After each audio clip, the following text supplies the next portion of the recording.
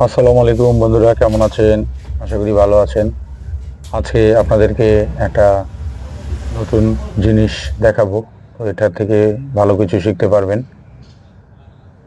এটা হলো নরমালি যারা চেম্বার বাঁধে তাদের কাজ করার সিস্টেমটা হলো যে ছোট বোতলের মধ্যে গ্যাস থাকে, ওখানে ছোট টর্চ দিয়ে, এলপিজি টর্চ, ওটা দিয়ে জ্বালা দেয়।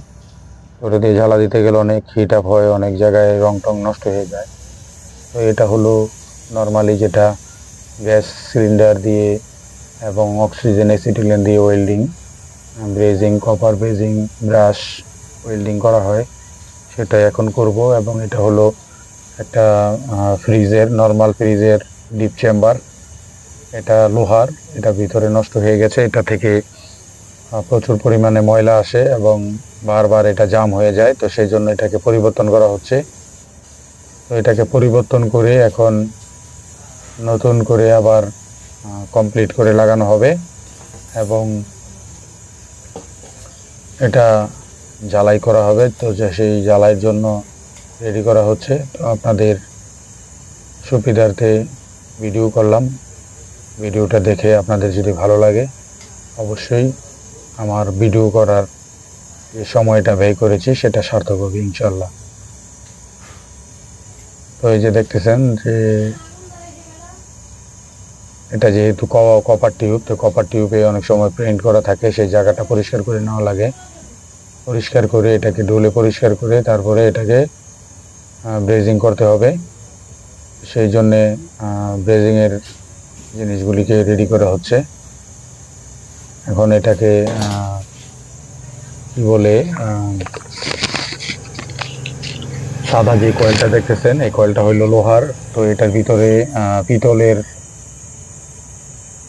টিউব লাগানো হয়েছে, তামার টিউব এটাকে বলে, বাংলা যদি আমি বলি তামার, আর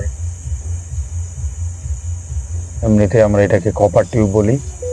সে কপার টিউব লাগানো হয়েছে। কপার টিউবের পরে এখন প্রত্যেকটার কয়েল দিয়ে বেঁধে দেওয়া হয়েছে তার দিয়ে। তো তার দিয়ে বেঁধে দেওয়ার পরে এটাকে ব্রেজিং করা হচ্ছে।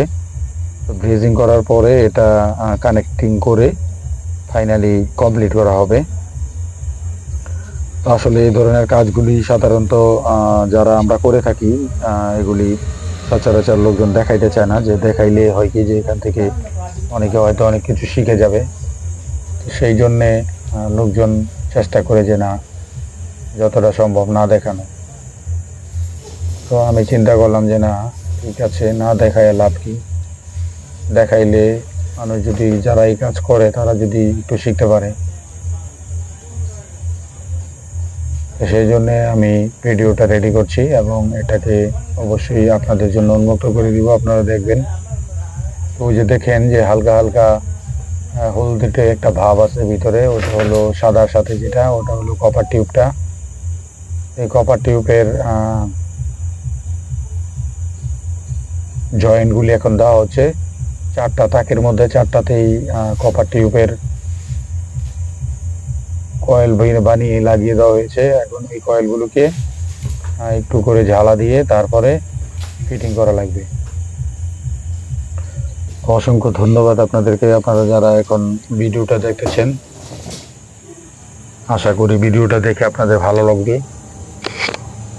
এরকম ভিডিও দেখার জন্য চ্যানেলটাকে সাবস্ক্রাইব করবেন এবং যুক্ত থাকবেন লাইক, কমেন্ট, শেয়ারের মাধ্যমে ইনশাল্লাহ। এবং ভালো লাগলে শেয়ার করে দিয়ে অন্যকে দেখার সুযোগ করে দিবেন। এরকম হয়তো অনেক ভিডিওই পাবেন, কিন্তু শর্টকাট হবে।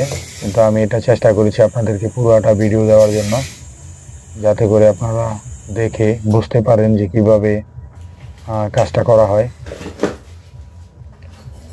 তো অসংখ্য ধন্যবাদ আপনাদেরকে ভিডিওটা দেখার জন্য। তো আমার কাছে মনে হয়েছে যে ভিডিওটা চমৎকার, কারণ এই ধরনের ভিডিও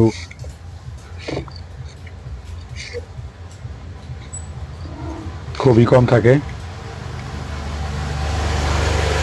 আমি মাঝে মাঝে চেষ্টা করি যে ফ্রিজ রিলেটেড টুকিটাকি কিছু কাজ আপলোড দেওয়ার সময় স্বল্পতার কারণে হয়ে ওঠে না।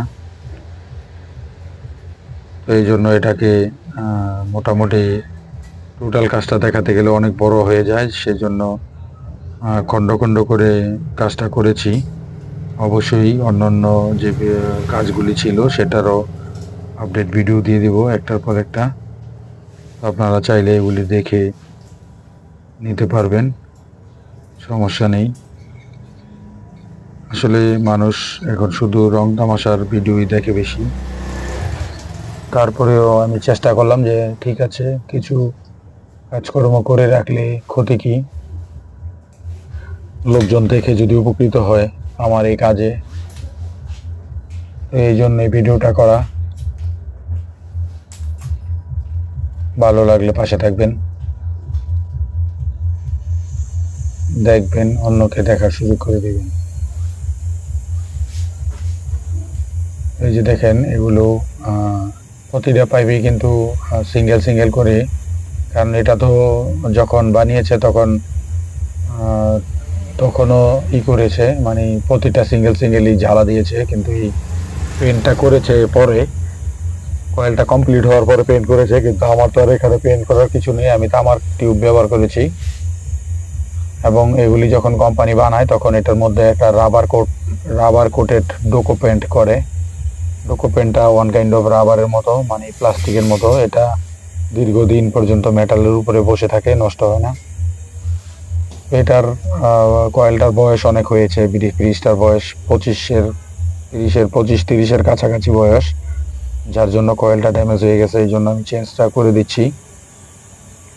তো আশা করছি আপনাদের দেখে ভালো লাগবে এবং এটা থেকে শিখতে পারবেন।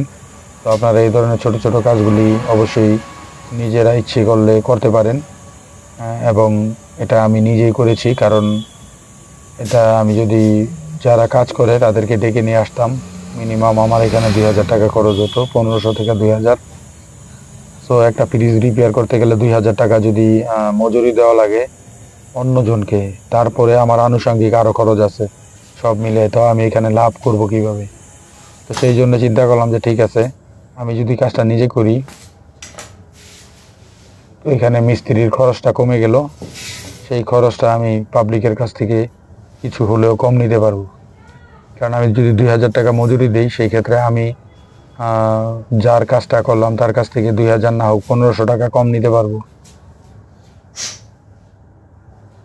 আর হায়ার করে মিস্ত্রি আনতে গেলে সেখানে আমার পুরো টাকাটাই দিতে হয়, 1500-2000, এর নিচে দেওয়া যায় না।